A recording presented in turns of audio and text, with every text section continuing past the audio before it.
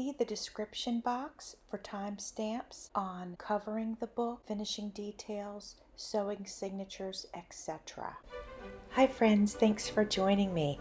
Today is an exciting day because I am creating the cover for an altered book that I'm doing. It's an altered book journal and I have been commissioned to create this book. This is the first one that I am sewing the signatures, and it is the first one where I'm creating a new spine and then sewing the signatures to the spine. So this is very exciting for me and I am glad that you have joined me. As you can see on my table, there is a pink book cover. There's a front and a back. I had removed the spine of that book and all of its pages. The original spine was only about a half an inch thick. So as you can see, my piece of nice thick cardboard here is actually 2 1/4 inch wide, and I came to that size because I created all my signatures first and I wanted to make sure that everything would fit in the book comfortably. So I stacked all my signatures, measured them, and decided that the 2 1/4 would make a good size spine. Now I am just trimming the height of the spine and everything looks like it's going to fit perfect. So now I have to put it all together. Using duct tape is a very good way to put your spine and your covers together. It's very strong and it's also very flexible. I use duct tape for a variety of reasons. So I have a bunch laying around. So I happen to have just chosen black, but I'm going to be covering this book cover, so nobody's ever going to see this duct tape anyway. So I could have chosen any color that I wanted. So the first thing I'm going to do is put a piece over the spine area and over the book cover area. And this is my first time doing this, so you're going to see that I might fumble with it a little bit, but I did okay. So I'm placing the spine on that tape next to the cover, pressing it down really good so it's sticking, and then I'm going to just wrap that duct tape all the way around so there's a coat of it on the front and the back.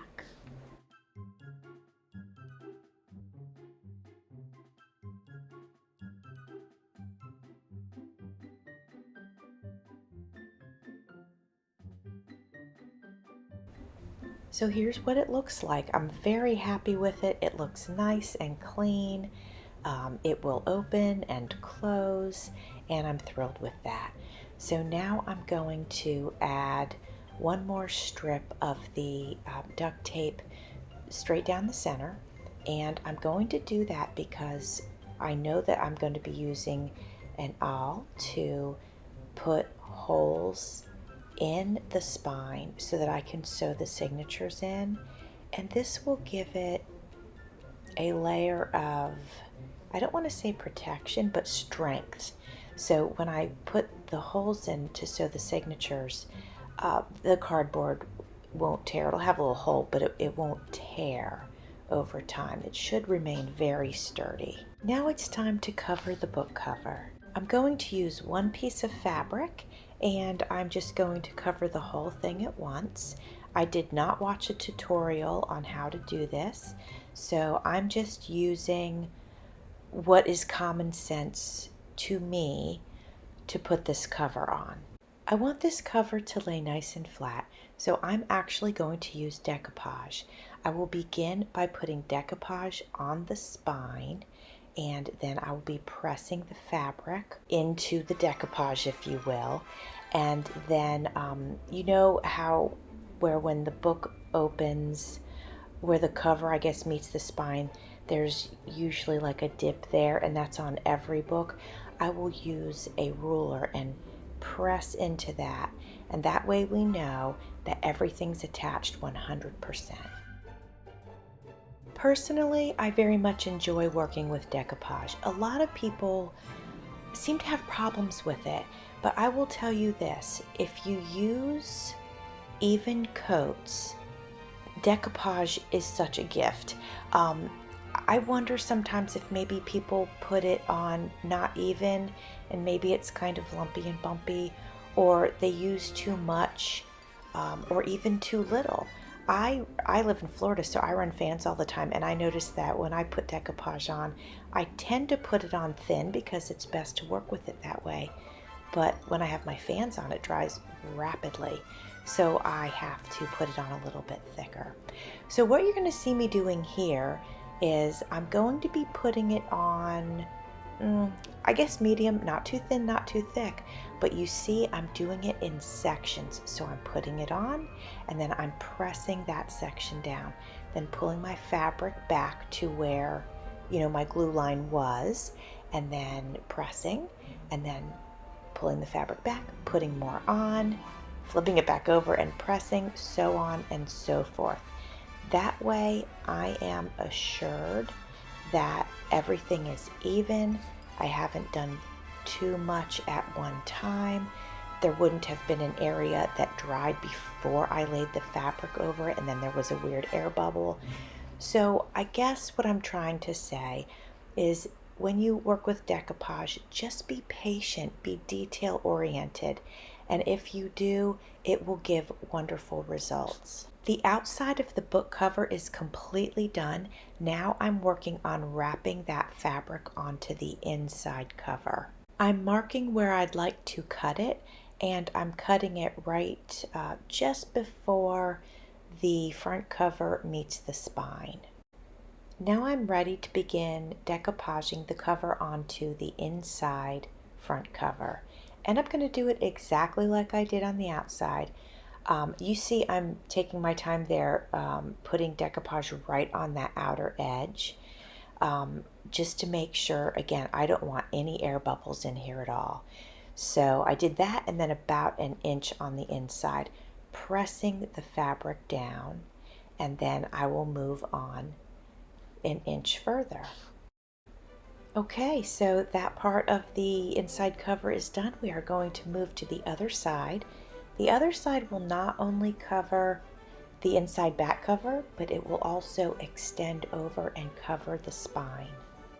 Because I'm not a seamstress, I don't like to cut off too much material before I begin my project. I like to leave a little room for error. So you can see I have about 1.5 inches, maybe 2 inches of material left over, and I'm just going to mark it and then I'm going to cut it off. You will see me use my ruler as a tool to make sure that I'm really sinking the fabric into, I don't even know what we call this part of the book, the joint or the, I don't know, anyway, that little dip that's in there. And to finish this off, I've got about a 1/2 inch piece that is not decoupaged down. I purposely didn't because I want my final glue on this edge to be Fabri-Tac. So that's what I'm using. You just saw me put it on the fabric, and now I will seal that down. I know that I'm covering this book a little bit differently than how many people do it. That's okay, that's how I roll. So I've covered it. And I trimmed, so there would have been 2 of these pieces of fabric. So I trimmed the inside one. And I did that on the top and the bottom. So that fabric has been removed. So now I'm to the corners, and I'm hoping you can see this. What I'd like to do is fold them in and then fold the edges over like that. So I need to cut some of this material away, but I don't want to take too much because I don't want to expose the book corner. So if I fold it down like that, then I can see what I need to get rid of. So that's probably the best way to do it. So I'm thinking if I hold this down, okay, if I press it like that, then it leaves this exposed, and that's what I want to get rid of. So I've got my fussy cut scissors out for this particular thing, because they're small and I just want to be, you know, careful with everything. So I'm going to use my fussy cut scissors. And again, I don't want to get too close to that corner because I do not want to expose it. I would put a spot of glue in there just to seal everything and then fold this over. So I'll tuck this little tiny corner in, press it with glue, let that dry, and then I will come in and fold everything over. And then I'm going to show that to you, how nice and neat that looks. Let me get focused in on that real quick.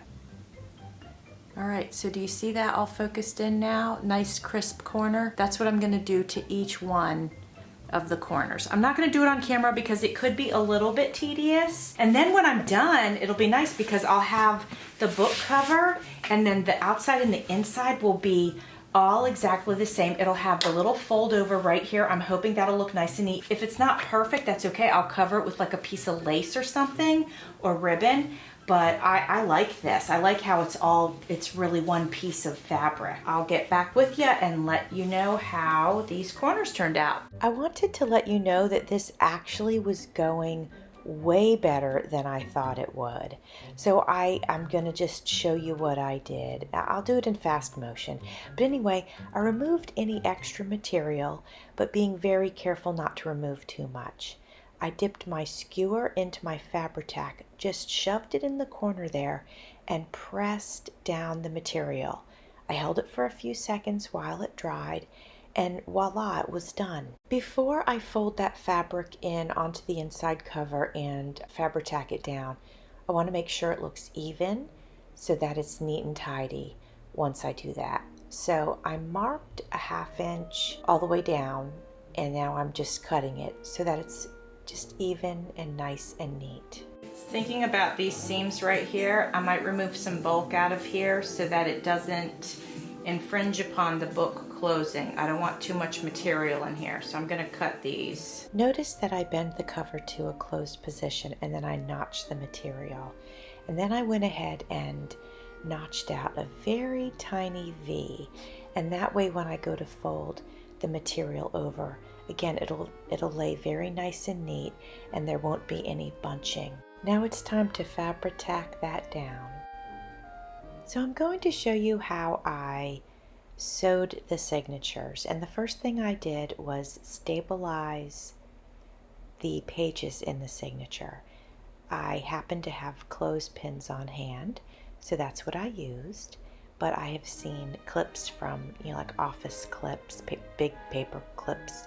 I've seen people use clamps, so you could pretty much use anything you wanted. I have marked my ruler where I would like to mark my signatures.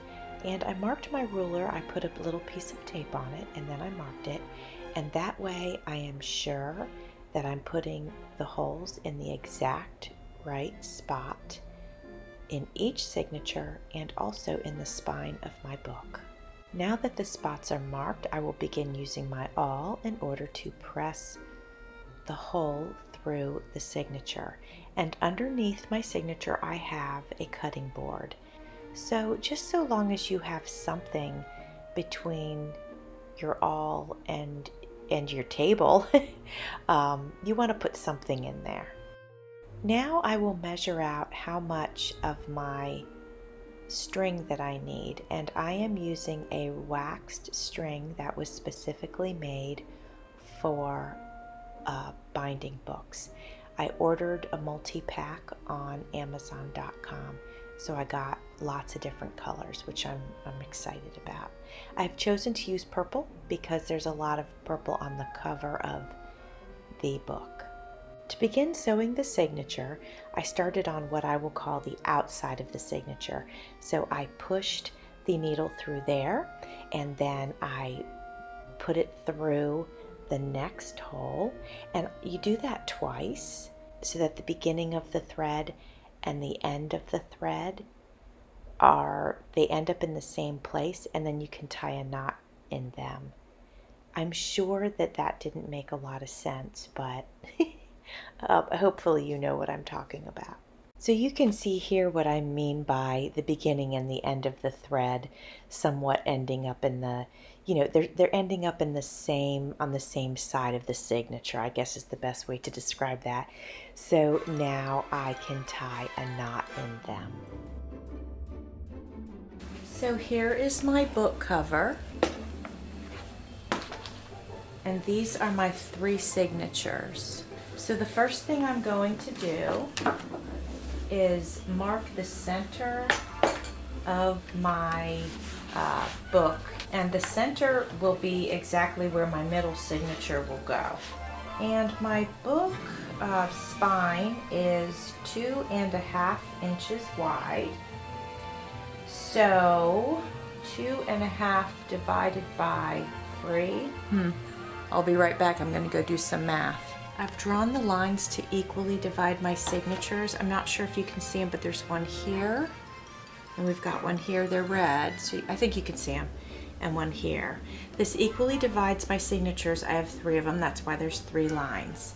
Now I have marked my ruler. I put a piece of tape on it and marked in red over my tape where I want to put the holes in my spine, and then I will use this in my signatures, and I will mark and put the holes in these, and you'll see that I am far enough away from my previous holes, so I'm not putting the thread through the same holes again. I'm moving up or in from that. I should say I'm moving in from that. So I'll be using the same marks on the ruler in the signatures and in the book.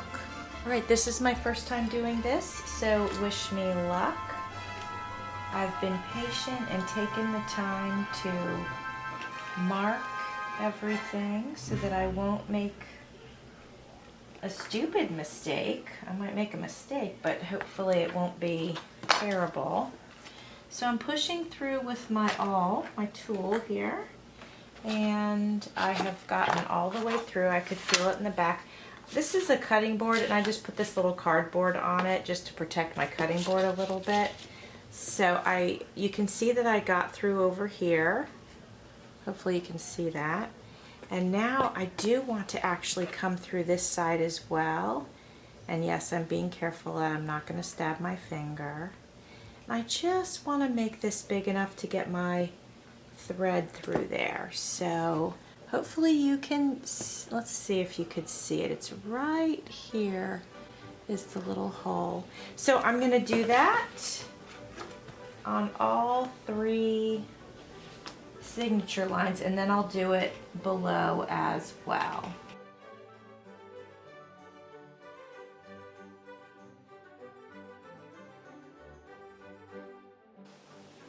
All right, I have got the holes in the spine of the book. I'm going to move that aside, and now I'm going to do the same thing in each one of my signatures. So here's my signature. I'm going to go to the center where I already have some thread obviously going through, but I'm putting holes in a different spot.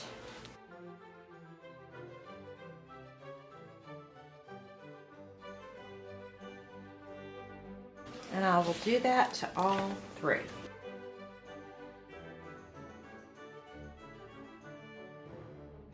Okay, I am ready to sew my very first signature into my spine, and I'm going to stick with my purple color because there's some purple on the book cover, and I believe it would be smart for me to take 2 times the size of the spine. So we're going to try that and see if that works. If not, we will adjust it accordingly. I had this nice big needle. I had this for so long, I've never even used it for anything, but it's absolutely perfect for this. Okay, and I want my tie, when I tie it off when I'm finished threading, I want it to be inside of my book, not on the outside of my book. So that means I'm going to start on the inside. So I'm going to find the hole that I put in there, and I'm going to match it up to the hole that I put in the spine. And I'm going to push that all the way through. Hopefully it will go through no problem for me. My finger feels a little tender. I might need to use a little something. There we go. Little tool to push that through. I probably should have made the hole just a little bit bigger. I will try to do that next time. But I'm committed to this right now. It's just about through. And it's having a hard time going all the way through. I'm not sure why. Oh, there it goes. Okay, so we're through. So I'm going to pull that to here about. I want to leave some slack so I can tie it off.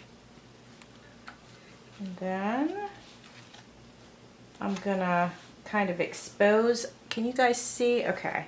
It's kind of hanging off the table here, but I want you to see how I'm doing this, honestly, so that you know, in case you haven't done it before, you know, and you always wanted to. It's my first time too, but I'm showing you that you can do it. Just be brave and do it. All right, so I've got this here. Good. My needle is here, so I want to line my needle up. Oh, there it is. I'm finding it. It's there. It's kind of weird and awkward. I know that I'll get better at it. Oh, there we go. I'm just going to look for it like that. I'll get better at this as I do it because I'm going to do it plenty more times. There we go. So, and now I'm just going to use the force of the table to push that through for me. Gently, but there, that way I didn't really even have to struggle with that one. So pulling this through, and let's see. Oh yeah, okay. Want to make sure I pull the right, there we go. Okay. So I'm going to need to go through one more time. So I'm going to give myself, I don't know if this piece is long enough, you guys, but we're going to see. Yeah, it's probably not. I'm thinking that right now. We're going to go around one more time.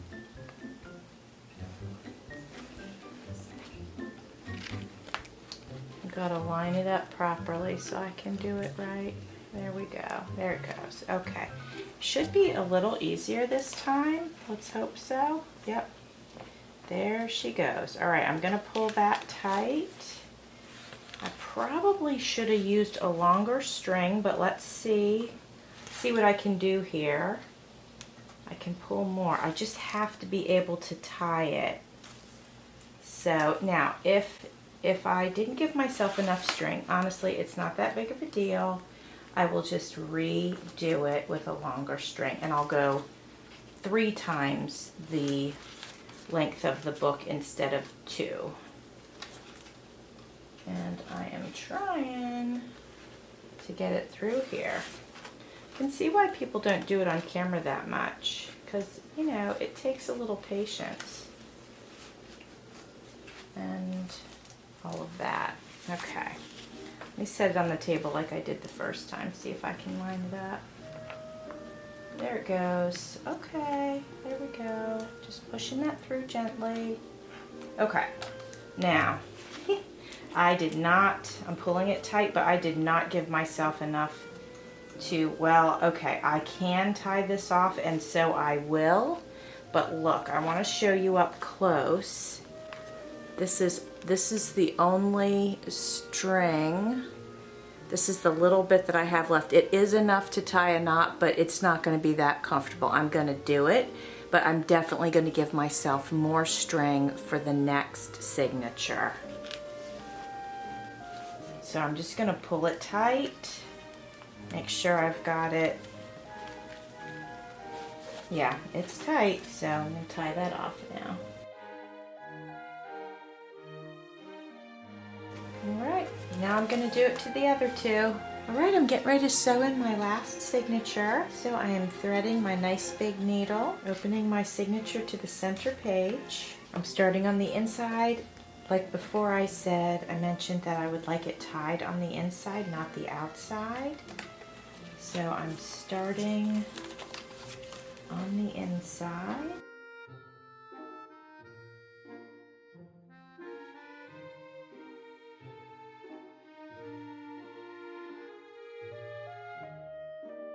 Hopefully you can see it. And pull it through. So here's the other end. So I'm going to pull it because I know I don't need that much on that end for tying. All right, and now I'm going to push it through these same holes all over again. Actually, there we go. So do that one more time.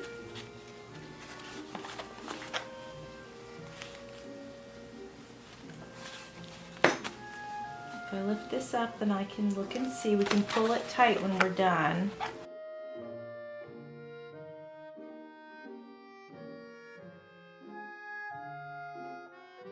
And we're going to pull it tight. And check that it's tight on the back. Looks good. Now we're going to tie it.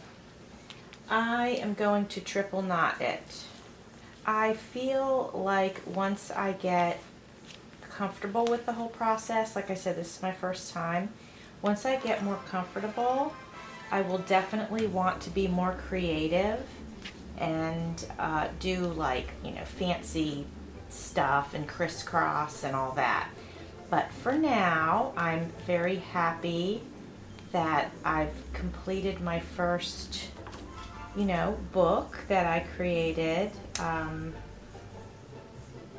Created the spine and everything and sewed it in, and I'm super, super happy. And there she is. Look at that. I hope you can see that. It's nighttime now, so it's a little bit darker in my house. I'll try to lighten the video, but there it is. There she is. Look at that. I'm in love. In love with it. There's the front. Here's our beautiful, you know, sewn in signatures. And I'm not going to cover it. You know, maybe I'll put something fancy around the holes. I don't know. I may just leave it just like this. And here's the back. And then here's here's this. This was a 2 1/4 inch spine, I believe. Yep, I think that's what it was. And I'm very happy with it. I will do a flip through on this journal so that you can see all the wonderful pages. I'm not quite done actually inside.